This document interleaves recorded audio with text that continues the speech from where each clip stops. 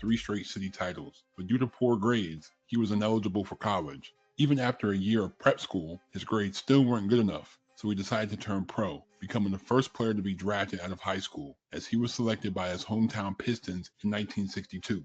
Early on, he had solid production, even being regarded as a top 5 center in his second year, but his NBA career would be brief, as he had several legal issues and he constantly fell out with coaches. After he was arrested for assault and battery against a cop in 1964, he was suspended for an entire year, but after he was reinstated, he still couldn't stay out of trouble, as by 1968, Reggie's basketball career was over at just 26 years old. Now without basketball, he drifted around town, often hanging around the wrong people, as this would lead to his murder at only 30 years old. Welcome to PC Hoops, and let's get down to it.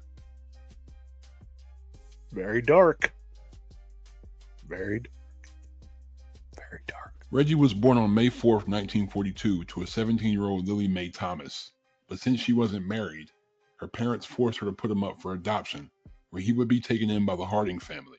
Reggie wanted to play basketball, but he was too shy to play with the kids at his school, so he was mentored by his neighbor, Bill Irvin, who would help him hone his skills.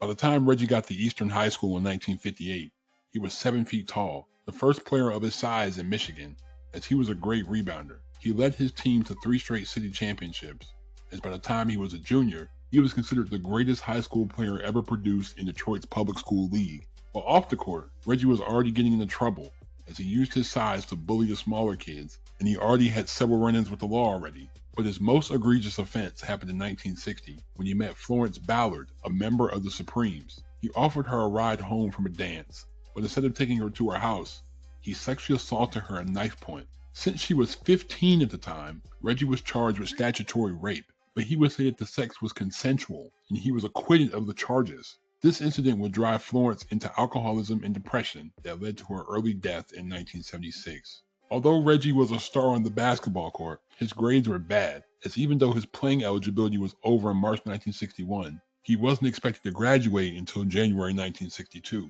He said that he received 135 college offers, but he was academically ineligible.